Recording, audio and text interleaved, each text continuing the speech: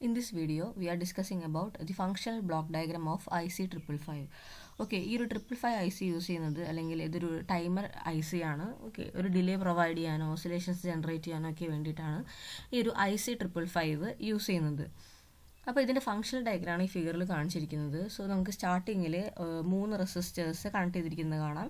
It is a voltage divider network. അപ്പോൾ first one is the voltage divider network. രണ്ടാമത്തെ സെക്ഷനിൽ 2 comparators ആണ് കൊടുത്തിരിക്കുന്നത്, upper comparator and lower comparator. Then ഇതിൻ്റെ രണ്ടിൻ്റെ ഔട്ട്പുട്ട് ഒരു ഫ്ലിപ്പ് ഫ്ലോപ്പിലോട്ടാണ് കണക്ട് ചെയ്തിരിക്കുന്നത്, which is a SR flip ഫ്ലോപ്പാണിത്. സോ അതിൻ്റെ ഔട്ട്പുട്ട് Q(T)യും Q'(T)യും കാണിച്ചിട്ടുണ്ട്. സോ ദെൻ നെക്സ്റ്റ് സ്റ്റേജിലുള്ളത് ഒരു PNP ട്രാൻസിസ്റ്ററും ഒരു NPN ട്രാൻസിസ്റ്ററാണ്. ഇവിടെ Q1 എന്നുള്ളത് NPN ട്രാൻസിസ്റ്ററാണ്, Q2 എന്നുള്ളത് ഒരു PNP ട്രാൻസിസ്റ്ററാണ്. ദെൻ ഈ Q ബാർ ഔട്ട്പുട്ടാണ് ഇതിലോട്ട് കണക്ട് ചെയ്തിരിക്കുന്നത്, ഒരു ഇൻവെർട്ടറിലോട്ട് കണക്ട് ചെയ്തിരിക്കുന്നത്. അപ്പോൾ ഇൻവെർട്ടറിൽ നിന്നാണ് നമ്മൾ മെയിൻ ഔട്ട്പുട്ട് എടുക്കുന്നത്. So first section voltage divider നെറ്റ്വർക്കാണ്. സോ ഇതിലൊരു 3 റെസിസ്റ്റേഴ്സാണുള്ളത്. 3 റെസിസ്റ്റേഴ്സും 5 കിലോ ഓം വീതമാണ്. സോ അതുകൊണ്ട് തന്നെയാണ് ഈ ICയുടെ പേര് 555 എന്നുള്ള പേര് വന്നത്.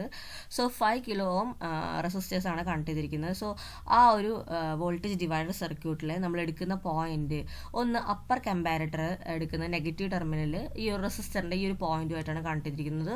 സോ ഇവിടെ വരുന്ന വോൾട്ടേജ് ഡ്രോപ്പ് എന്ന് പറയുന്നത് 2/3 VCC ആയിരിക്കും.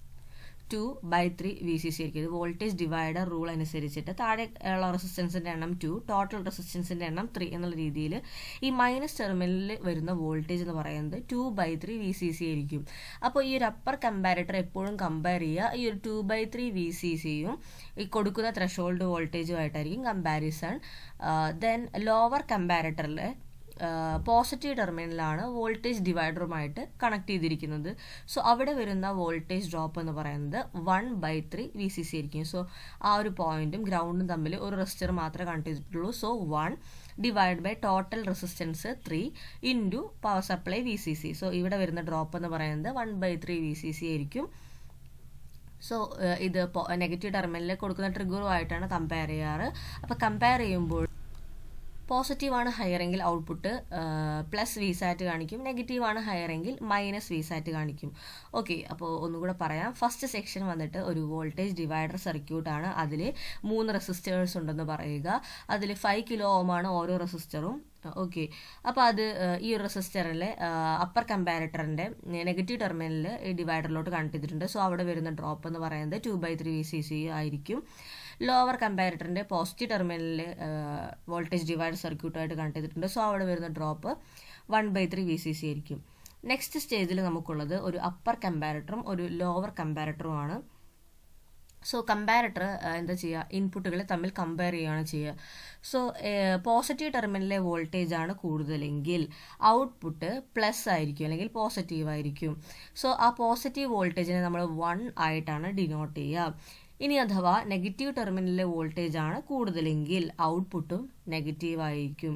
ആ നെഗറ്റീവ് VSATനെ നമ്മൾ 0 ആയിട്ടാണ് കരുതുക. ഓക്കെ, അപ്പോൾ ലോവർ കമ്പാരറ്ററിലും സെയിം തന്നെയാണ്.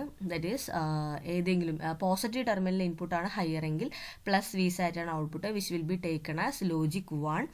നെഗറ്റീവ് ടെർമിനലിലെ വോൾട്ടേജ് ആണ് അവിടെ വരുന്ന വോൾട്ടേജ് ആണ് ഹയർ എങ്കിൽ output will be minus VSAT and which will be considered as logic 0. So SR flip flop ഈ ഒരു കമ്പാരറ്റേഴ്സിൻ്റെ ഔട്ട്പുട്ട് വെച്ചിട്ടാണ് വർക്ക് ചെയ്യുന്നത്. സോ SR ഫ്ലിപ്പ് ഫ്ലോപ്പിൻ്റെ ട്രൂത്ത് ടേബിളാണ് ഈ കാണിച്ചിരിക്കുന്നത്. അപ്പോൾ SR ഫ്ലിപ്പ് ഫ്ലോപ്പിൻ്റെ 4 കോമ്പിനേഷൻ ചെയ്താൽ 0 ആകുമ്പോൾ പ്രീവിയസ് സ്റ്റേറ്റ് തന്നെയാണ് കാണിക്കുക. അപ്പോൾ എപ്പോഴാണ് ഔട്ട്പുട്ട് കാണിക്കുക, S=1 ആകുമ്പോഴാണ്. ഓക്കെ, S എന്ന് പറഞ്ഞ ടേം നമ്മൾ R ആണ് ആദ്യം എഴുതുക, S ആണ് രണ്ടാമത് എഴുതുക. അപ്പോൾ S എന്നുള്ള ടേം 1 ആകുമ്പോഴാണ് ഈ ഔട്ട്പുട്ട് ആക്ച്വലി Q ആണ്. നമ്മൾ പക്ഷെ എടുക്കുന്നത് Q ബാറിൽ നിന്നാണ് നമ്മൾ ഫീഡ്ബാക്ക് ചെയ്യുന്നത് Q1 എന്നുള്ള ട്രാൻസിസ്റ്ററിലോട്ട്. അപ്പോൾ Q എന്നുള്ള ഔട്ട്പുട്ട് അവിടെ വെറുതെ ഇട്ടിരിക്കുകയാണ് ചെയ്തിരിക്കുന്നത്. അപ്പോൾ S1 ആണെങ്കിൽ Q ആയിരിക്കും 1, അപ്പോൾ Q ബാർ എന്തായിരിക്കും 0 ആയിരിക്കും. ഓക്കെ, അത് ഓർത്ത് വയ്ക്കുക. ദെൻ S=0 ആണെങ്കിൽ Qവും 0 ആയിരിക്കും, അപ്പോൾ Q ബാർ 1 ആയിരിക്കും. നേരെ തിരിച്ച് പറയാം, S=0 ആകുമ്പോൾ R=1 ആയിരിക്കും. സോ ആ സമയത്ത് S0 ആയതുകൊണ്ട് തന്നെ ഔട്ട്പുട്ട് 0 ആയിരിക്കും, Q ബാർ 1 ആയിരിക്കും. ഓക്കെ, അപ്പോൾ ട്രൂത്ത് ടേബിൾ നിങ്ങൾ നോക്കി വയ്ക്കുക. ഇനി ഈ SR ഫ്ലിപ്പ് ഫ്ലോപ്പിൻ്റെ ഔട്ട്പുട്ടാണ് നമ്മൾ ട്രാൻസിസ്റ്റർ SR ഫ്ലിപ്പ് ഫ്ലോപ്പിൻ്റെ ഔട്ട്പുട്ടിൻ്റെ കോംപ്ലിമെൻറ്റ്, അതായത് Q ബാറാണ് നമ്മൾ ഇങ്ങോട്ട് കൊടുക്കുന്നത്, Q1 എന്നുള്ള ട്രാൻസിസ്റ്ററിലോട്ട് കൊടുക്കുന്നത്. ദെൻ അതേ ഇൻപുട്ട് അത് തന്നെയാണ് ഇൻവേർട്ടിലോട്ട് ഇൻപുട്ടായി കൊടുക്കുന്നത്. സോ S0 ആവുമ്പോൾ എന്തായി, ഔട്ട്പുട്ട് 1 ആവുകയാണ് ചെയ്യുന്നത്. S0 ആവുമ്പോൾ ഔട്ട്പുട്ടും S=0 ആവുമ്പോൾ ഔട്ട്പുട്ടും 0 ആവുകയാണ് ചെയ്യുന്നത്. ഓക്കെ, അത് നോട്ട് ചെയ്യുക. ആ ഒരു പോയിന്റ് S0 ആവുമ്പോൾ ഔട്ട്പുട്ട് എന്തായിരിക്കും, 0 ആയിരിക്കും അല്ലേ. അപ്പോൾ Q ബാർ 1 ആയിരിക്കും. ഈ 1 ആണ് ഇൻവേർട്ടിലോട്ട് വരുന്നത്. അങ്ങനെ നമുക്ക് ഫൈനൽ ഔട്ട്പുട്ടും 0 ആയിരിക്കും. അപ്പോൾ ഓർത്തേക്കേണ്ട കാര്യം, S0 ആവുമ്പോൾ മെയിൻ ഔട്ട്പുട്ടും എന്തുതന്നെയായിരിക്കും, 0 തന്നെയായിരിക്കും. ഔട്ട്പുട്ടും 0 തന്നെയായിരിക്കും. ഇനി S1 ആണെങ്കിൽ ഫ്ലിപ്പ് ഫ്ലോപ്പിൻ്റെ ഔട്ട്പുട്ടും 1 ആയിരിക്കും. അപ്പോൾ ഇവിടെ Q ബാർ എന്നുള്ളത് 0 ആയിരിക്കും. സോ അത് ഇൻവേർട്ടറിലൂടെ കടന്നു പോകുമ്പോൾ മെയിൻ ഔട്ട്പുട്ട് 1 ആയി മാറും. സോ S=1 ആകുമ്പോഴാണ് മെയിൻ ഔട്ട്പുട്ട് 1 ആകുന്നത്. സോ ഇതിൻ്റെ ഓപ്പോസിറ്റ് നമ്മൾ R എഴുതുമ്പോൾ എന്ത് വരും, S0 ആകുമ്പോൾ R ആ സമയത്ത് 1 ആയിരിക്കുമല്ലോ. ദെൻ S എന്ന് പറയുന്നത് 1 ആകുമ്പോൾ ആ സമയത്ത് R എന്ന് പറയുന്നത് 0 ആയിരിക്കുമല്ലോ.